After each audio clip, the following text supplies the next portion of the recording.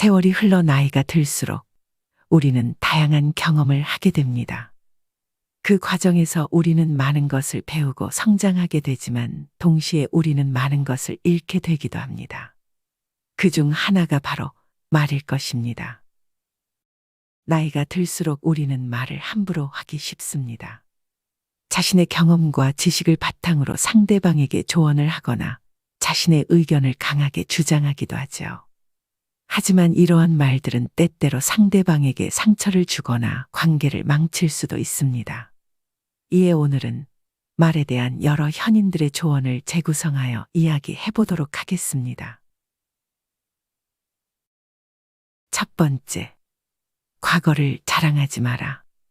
과거를 자랑하는 것은 자신을 돋보이게 하고 타인의 부러움을 사고 싶은 마음에서 비롯되는 경우가 많다. 하지만 지나친 과거 자랑은 오히려 역효과를 불러일으킬 수 있다. 과거 자랑은 현재에 집중하지 못하게 한다. 과거의 성공이나 명예에만 매달려 있으면 현재의 삶을 즐기기 어렵다. 과거에 머무르다 보면 현재의 삶이 불만족스럽게 느껴질 수 있고 이는 우울증이나 불안증으로 이어질 수 있다. 과거 자랑은 상대방을 불쾌하게 만들 수 있다. 자신의 과거를 자랑하는 것은 타인의 현재를 무시하는 태도로 비칠 수 있다. 또한 지나치게 자랑을 늘어놓으면 상대방이 질투심을 느낄 수도 있다. 과거 자랑은 오해를 불러일으킬 수 있다. 자랑의 의도를 잘못 해석하면 상대방이 자신을 거만하거나 오만한 사람으로 볼 수 있다. 이는 인간관계에 악영향을 미칠 수 있다. 따라서 지나친 과거 자랑은 삼가야 한다. 과거에 대한 자부심을 갖는 것은 좋지만 그것이 현재의 삶을 방해하거나 타인에게 불쾌감을 준다면 분명히 문제가 있다. 두 번째, 부탁받지 않은 충고는 굳이 하려고 하지 말라.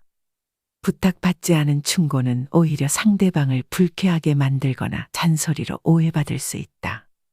따라서 정말 긴밀한 관계가 아니라면 함부로 충고하는 것은 좋지 않다. 좋은 충고는 때와 장소를 가린다. 충고를 할 때는 상대방의 상황과 감정을 고려해야 한다. 아무리 좋은 충고라도 적절한 때와 장소가 아니면 오히려 역효과를 낼 수 있다.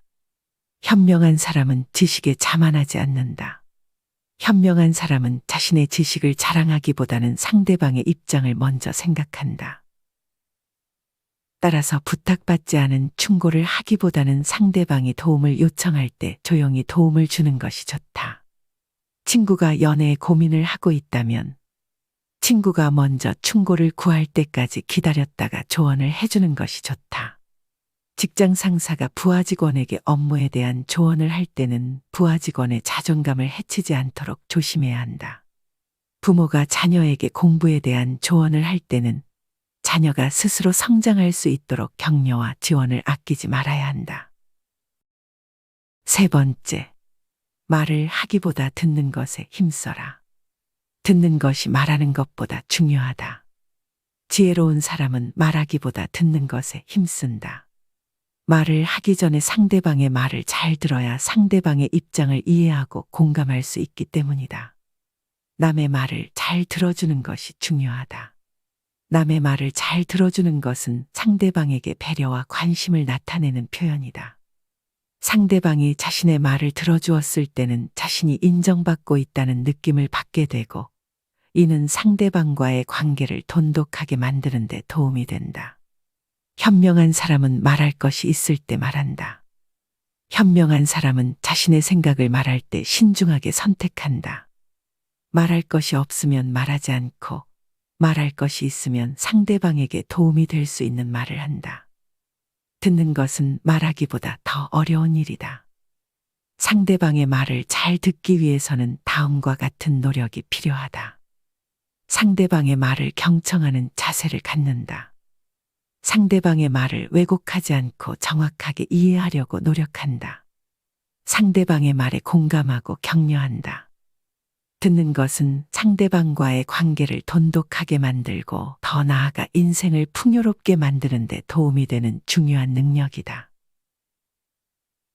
네 번째, 결코 남을 비난하지 마라. 아무리 악랄하고 못됐으며 그 누구라도 비난할 만한 사람들조차 자기 자신에게는 관대한 것이 인간이다. 지혜로운 사람은 결코 남을 비난하지 않는다. 그들은 비난이 사람을 바꾸지 않는다는 것을 알고 있기 때문이다. 비난은 적개심을 불러일으키고 본인을 정당화하게 만든다. 아무리 논리적이고 타당할지라도 인간인 이상 그 말에 수긍하고 받아들일 사람은 어디를 찾아봐도 없을 것이다. 따라서 논리적인 말일지라도 결코 상대를 비난하지 마라. 남을 비난해서 얻을 수 있는 건 상대방의 적개심뿐이다. 내가 함부로 내뱉는 말은 상대방의 가슴 속에 수십 년 동안 화살처럼 꽂혀 있다. 비난은 부메랑이 되어 나에게 다시 돌아온다. 남을 심판하지 않는다면 나도 심판받지 않을 것이다. 사람의 잘못은 그 자신의 인간관계에서 비롯된다. 남의 잘못을 보면 돌이켜 자신을 반성하라. 비난을 하기 전에 다음과 같은 질문을 스스로에게 던져보는 것이 좋다. 비난을 통해 무엇을 얻고 싶은가? 비난이 상대방의 행동을 변화시킬 수 있을까? 비난이 관계에 어떤 영향을 미칠까? 비난을 하는 대신 상대방의 입장을 이해하고 공감하려는 노력을 기울이는 것이 더 현명한 방법이다. 5번째, 내가 가진 돈에 대한 이야기는 하지 마라. 돈은 세상에서 가장 사람의 사기를 꺾는 존재이다. 아무리 친한 친구라도 돈에 대한 근심은 있을 것이다. 따라서 돈에 대한 이야기를 함부로 하는 것은 상대방을 상처 입히고 관계를 악화시킬 수 있다. 사람을 상처 입히는 것에는 3가지가 있다. 번민, 말다툼, 텅 빈 지갑. 그 중에서 텅 빈 지갑이 가장 크게 사람을 상처 입힌다. 돈은 가난한 사람을 현명하게도 처절하게도 만든다. 돈이 없는 사람은 현명해지기 위해 노력한다. 하지만 돈이 없으면 처절한 상황에 내몰릴 수도 있다. 따라서 돈에 대한 이야기를 함부로 하는 것은 상대방의 처지를 고려하지 않는 행동이다. 돈은 단순한 물질이 아니라 사람의 삶에 큰 영향을 미치는 요소이다. 따라서 돈에 대한 이야기를 할 때는 신중을 기해야 한다. 6번째, 나의 약점을 남들에게 떠벌리지 마라. 말은 한 사람의 입에서 나오지만 1000사람의 귀로 들어간다. 질병은 입을 쫓아 들어가고 화근은 입을 쫓아 나온다. 어쩔 수 없이 약점을 얘기해야 할 때도 결코 전부를 드러낼 필요는 없다. 들려주어도 괜찮은 말이 있고 감추는 것이 나은 이야기도 있다. 어떻게 해야 할지 판단이 서지 않을 때는 먼저 주의 깊게 다른 사람들을 지켜보면서 때를 기다려라. 사람들을 관찰하며 한 번 더 생각하면 공개해도 좋을지 비밀로 해야 할지가 분명해지기 마련이다. 약점을 말해야 할 때는 자기가 하는 말을 자신이 건널 다리라고 생각하라. 아마 튼튼한 다리가 아니라면 당신은 건너지 않을 것이다. 약점은 누구나 가지고 있는 자연스러운 것이다. 하지만 약점을 함부로 드러내면 자신에게 큰 피해를 입을 수 있다. 따라서 약점을 드러낼 때는 신중을 기해야 한다. 7번째, 어떠한 경우에라도 개인적인 일을 필요 이상 말하지 마라. 살아가면서 남과 교제할 때 결코 잊어서는 안 될 일이 있다. 그건 바로 상대방에게는 상대방 나름대로의 생활 방식이 있으므로 혼란스럽게 하지 않도록 남의 인생에 함부로 간섭해서는 안 된다는 것이다. 이건 나에게도 마찬가지이다. 그들은 당신에게 관심도 없거니와 나의 사생활을 필요 이상으로 말하는 것은 그건 내 인생에 남이 간섭하게 하는 것이다. 사람은 누구나 이기적인 존재로 다른 사람의 사생활보다는 자기 자신에게 더 관심이 많다. 당신의 사생활이 흥미롭더라도 그것은 주위에 퍼져 심심풀이로 소비되거나 언젠가 나에게 약점이 되어 돌아오는 경우가 많으며 어떠한 경우에도 나에게 이득이 되는 경우는 드물다. 8번째, 남 탓하지 마라. 남 탓은 해결책이 아니다. 지혜로운 사람은 자신의 잘못을 인정하고 책임을 지는 사람이다. 반면 어리석은 사람은 자신의 잘못을 남에게 돌리기만 한다. 남의 잘못을 남에게서 찾는 사람은 정말 어리석은 자이다. 지혜로운 자라면 남 탓하며 책임을 피하는 것이 아니라 자신의 문제점부터 질책해야 한다. 무언가 일이 벌어졌을 때 남 탓하지 말고 무지한 자신의 탓으로 돌리고 반성하며 앞으로 살아갈 날들에 대한 준비를 해야 한다. 반성은 과거의 잘못을 되돌아보는 것이 아니라 앞으로 나아가기 위한 것이다.